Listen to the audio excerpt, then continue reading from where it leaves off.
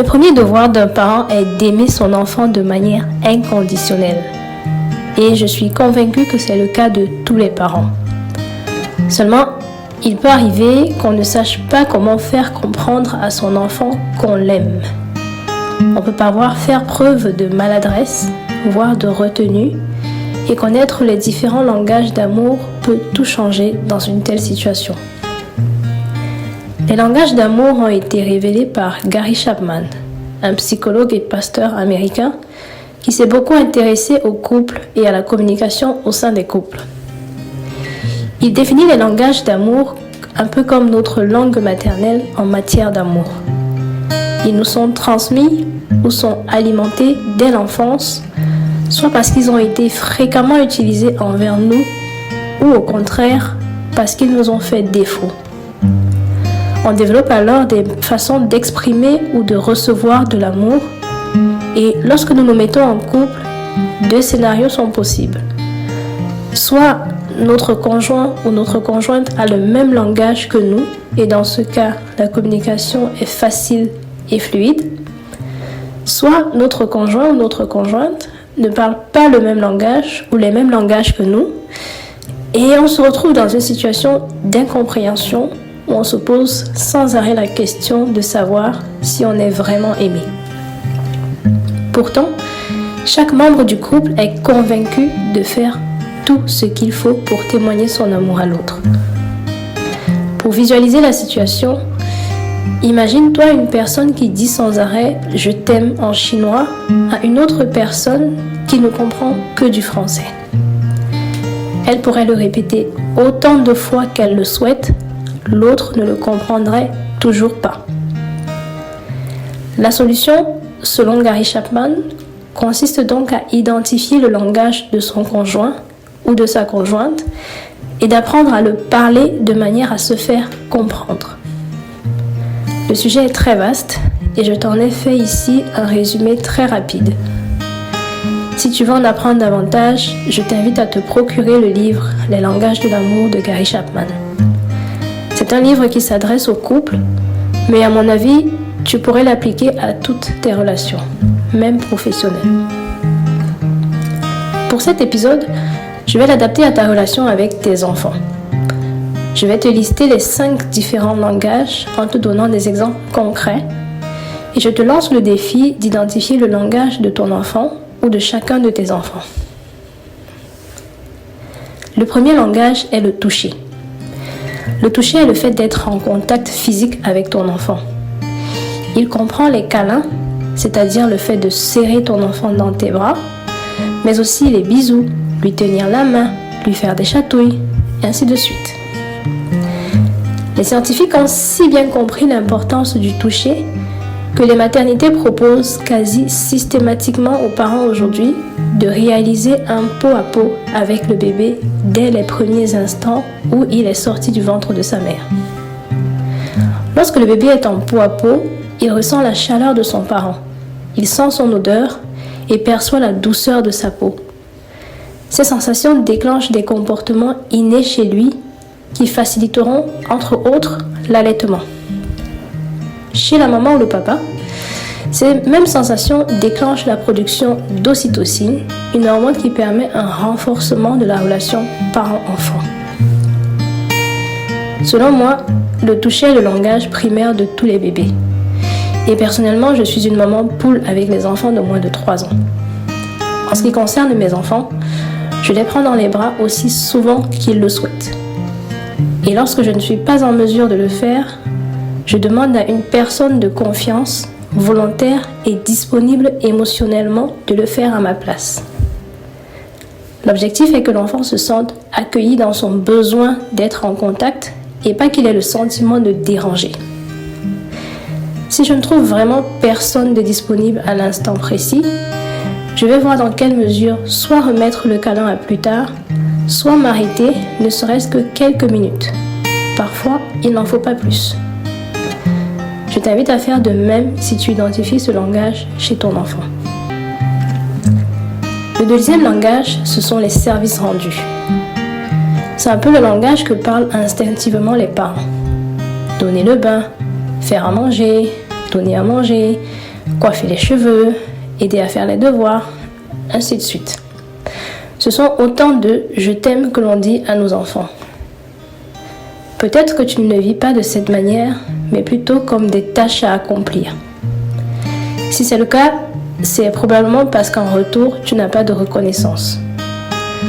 Les enfants peuvent en effet parfois avoir tendance à prendre pour acquis le fait que leurs parents prennent soin d'eux. C'est normal, puisqu'ils ont toujours connu cette situation. Ils ne prennent pas toujours le temps et la peine de dire merci. Si c'est ton cas, rassure-toi et prends ton mal en patience. Dès l'instant où ils partiront de la maison, ils réaliseront toute l'aide que tu leur as apportée. Et c'est souvent lorsqu'ils sont eux-mêmes parents qu'ils appellent papa ou maman en larmes pour leur dire combien ils les aiment et combien ils sont reconnaissants pour tout ce qu'ils ont fait pour eux. Combien d'hommes voudraient que leur femme fasse comme leur maman, ou bien de femmes qui considèrent que leur papa est un super-héros. Ceci étant dit, je ne t'encourage pas à te flageller pour tes enfants. Je veux dire par là de te mettre au service par contrainte et pas par amour. Un service vécu dans l'amour est une source de joie pour celui qui reçoit et pour celui qui rend le service. Par contre, un service rendu mais vécu comme une contrainte aura l'effet inverse de celui recherché. Il sera alors source de frustration pour celui qui rend le service et il sera culpabilisant pour celui qui reçoit le service. Donc si tu vis le fait de rendre service comme une contrainte, je t'invite dans la mesure du possible à laisser quelqu'un d'autre faire le travail à ta place. Délègue autant que possible et utilise un autre langage pour faire comprendre à tes enfants que tu les aimes. Le troisième langage, ce sont les moments de qualité. Je définirais les moments de qualité comme du temps que l'on consacre à son enfant pour être avec son enfant. Ça peut sembler être répétitif, mais c'est pour mettre l'accent sur le fait d'être présent à ce moment. On peut passer beaucoup de temps en présence d'une personne sans pour autant passer du temps avec cette personne. De nos jours, on peut aisément ne faire que se croiser ou faire des rencontres de surface. Comme par exemple, passer des soirées entières dans la même pièce, mais chacun sur son téléphone. Pourtant, nous avons tous besoin de sentir qu'on vaut suffisamment la peine pour qu'on nous accorde du temps et de l'attention. Les moments de qualité sont des moments où nous accordons à l'autre une attention sans partage. Et l'avantage des moments de qualité est qu'ils peuvent démarrer à tout moment. L'activité effectuée en tant que telle n'a pas de grande importance. Tu peux par exemple faire du trajet entre l'école et la maison un temps de qualité. Tu peux faire du bain un temps de qualité. Même cuisiner ensemble peut être un temps de qualité. Ce qui compte le plus, c'est la qualité du moment. Notamment pour les parents qui passent peu de temps avec leurs enfants, c'est un des langages à privilégier. Les moments de qualité permettront de profiter pleinement du peu de temps dont tu disposes avec eux et de faire en sorte que ces moments comptent. Le quatrième langage, ce sont les paroles valorisantes. Une parole valorisante peut être un compliment, un encouragement, des félicitations ou toute autre parole qui permet à une personne d'être valorisée, de se sentir importante. Une parole valorisante va par exemple être « Tu es vraiment drôle ». Ta présence me met de bonne humeur. Ou bien, tu es vraiment doué pour le dessin. Mais pour un enfant, elle ne va pas s'arrêter là. Il va falloir aller dans les détails et dire pourquoi est-ce que tu le penses. Ça peut être en soulignant les formes du dessin, les détails, les couleurs. Bref, argumenter. Pourquoi ? Parce qu'il ne s'agit pas ici de flatterie. Les adultes peuvent avoir tendance à se faire des faux compliments dans le but de faire plaisir. Ça ne marche déjà pas pour eux et c'est contre-productif pour un enfant dont les paroles valorisantes sont le langage, puisqu'elles auront l'effet inverse. Un enfant qui décèle de la flatterie ou de l'hypocrisie risque de se demander s'il est si nul qu'il faut en arriver à lui mentir. Les enfants sont en effet très sensibles à la vérité. Ils ressentent intensément ce que les adultes pensent cacher et voient les petites expressions de nos visages qui confirment ou décrédibilisent nos propos. Fais donc attention à être honnête envers ton enfant, surtout si tu veux qu'il le soit en retour. Une parole valorisante doit donc être vraie et factuelle pour avoir tout son sens. Le dernier langage, ce sont les cadeaux. Quand j'étais enfant, mes parents avaient l'habitude, lorsqu'ils sortaient, de nous rapporter des cadeaux. Des sucreries, des gâteaux, des biscuits, des vêtements, des jouets. Je pense que c'était leur moyen de nous faire comprendre que même hors de la maison, ils continuaient de penser à nous. Et plus l'absence était longue, plus le cadeau était conséquent. Les cadeaux sont donc un des langages que peut avoir ton enfant. Examine son comportement lorsque tu lui offres une sucette par exemple ou un jouet. Et s'il a tendance à te faire remarquer ce que ses camarades ont reçu comme cadeau, c'est peut-être un indice à creuser. Dans ce cas, n'hésite pas à lui offrir des petits cadeaux aussi souvent que tu le peux.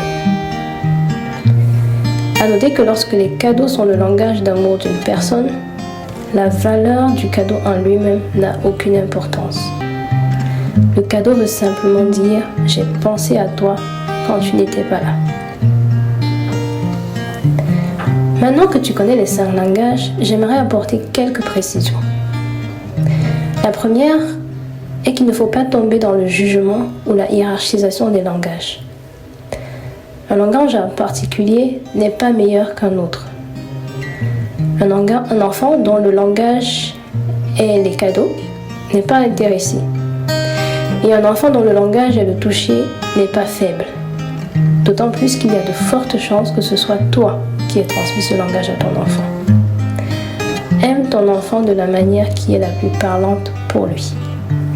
Ça vous évitera bien des soucis et vous fera gagner beaucoup de temps et d'énergie. La deuxième précision est que la fréquence et la constance sont des éléments clés.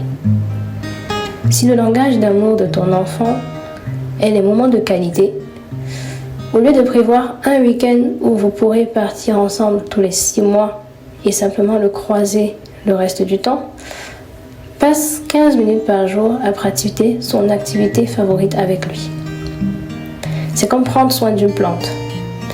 Si tu lui donnes à boire tous les jours, elle aura juste ce dont elle a besoin au bon moment. Par contre, si tu attends qu'elle soit complètement desséchée, tu auras beau lui verser des litres d'eau, ce sera soit de trop, soit trop tard. La troisième précision est qu'on a en général plus d'un langage. Et en fonction des périodes, ton enfant peut être plus demandeur d'un langage en particulier et pas d'un autre. Par exemple, si ton enfant se sent aimé au travers des paroles valorisantes et des moments de qualité, et que les moments de qualité sont ce qu'il te demande le plus souvent, il peut arriver qu'en période d'examen, il ressente moins l'envie de passer du temps avec toi pour pouvoir réviser. Mais par contre, qu'il soit plus demandeur de paroles valorisantes pour pouvoir se donner du courage durant ses examens. Enfin, une fois que tu as identifié le langage d'amour de ton enfant, maximise dessus. Surtout si tu n'as pas l'occasion de passer beaucoup de temps avec lui. Connaître le langage ou les langages de ton enfant te fera alors valoriser le temps que tu as parce que tu parleras avec précision. Et ton enfant sera rempli d'amour et donc de confiance en lui. C'est la fin de cet épisode. Si tu as aimé ou appris quelque chose, je t'invite à liker, mais aussi à commenter et à partager autour de toi. À bientôt pour le prochain épisode.